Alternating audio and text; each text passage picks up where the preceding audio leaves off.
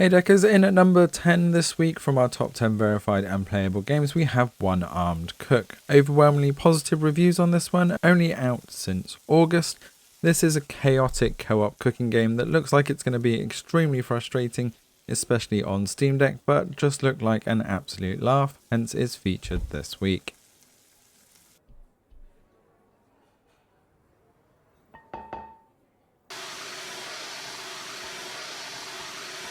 In at number 9, In Sound Mind. Overwhelmingly positive reviews on this one again and only out since the end of September. This is a imaginative first-person psychological horror with frantic puzzles, unique boss fights and original music, which just seems like it's a great game to be able to pick up and play on the Steam Deck. Let us know what you think in the comments below.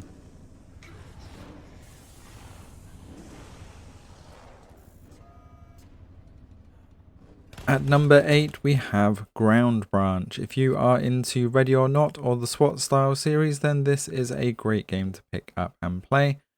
Over 9,000 very positive reviews on this one. It is a slightly older title coming out in 2018. However, it still has a huge player base from the developers behind Rainbow Six and Ghost Recon.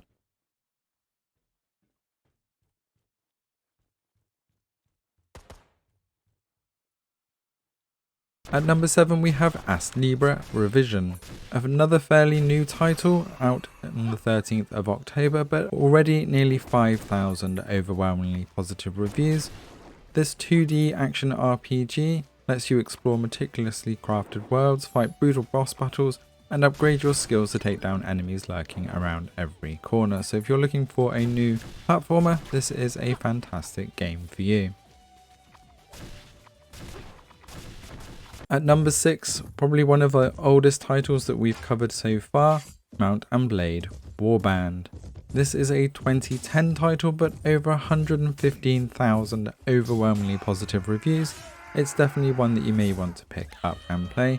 With Mount and Blade Bannerlord also being available and playable on Steam Deck, this may be a little bit too old for you, but let us know what you think in the comments below. In at number 5, The Legend of Heroes Trails of Cold Steel 4. Playable on Steam Deck, this is a great series for the Steam Deck in general, and one of the longer titles if you want to play between 60 and 100 hours of gameplay. Each of the games in this series are absolutely stunning on the graphics front. With this being the final chapter of the Cold Steel series, it's definitely worth diving into.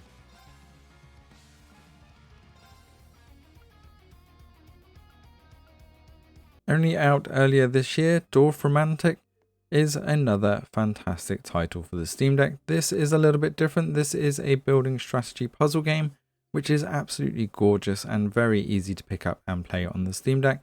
Over 19,000 overwhelmingly positive reviews on this one, and looking at around gameplay between 40 and 100 hours depending on which routes you take. If you're looking for a new puzzle game on Steam Deck, then this is definitely the game for you. If you've ever wanted to manage your own football team, then officially playable on Steam Deck is Football Manager 2023. Graphics are fantastic on this, although I will say that the menus probably look fairly fiddly on this one. With over 40 hours of gameplay, you're definitely going to be able to keep yourself entertained, and the replayability on this is absolutely infinite. Over 4,000 very positive reviews on this, and it's only been out since the 8th of November. At number 2 this week, Kingdoms and Castles. This has been on my radar for a while, especially as the developers publicly came out and said that they were going to make sure that they could support Steam Deck, and it's finally here. Playable on Steam Deck with over 20,000 very positive reviews and gameplay ranging between 12 and 16 hours. Kingdoms and Castles is a great little city building simulator where you can make trade agreements, alliances, and war with the neighbouring AI-controlled kingdoms.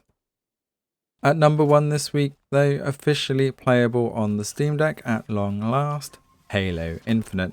Now, I don't know what's happened to my Steam stats on this one, but apparently I've only spent an hour and a half on this one. I've probably spent way over 80 hours, so not quite sure what's going on the stats front, but this is a game that I will definitely recommend, and now it's playable, we may take another look at this on the gameplay on the channel. as this is an absolutely awesome Halo game to get into, both on the single player and the multiplayer. There's my top 10 of the verified and playable game updates this week. Let us know in the comments below what you think of these games and whether we've missed something that you really want to show the community. Thanks for watching, and see you in the next one.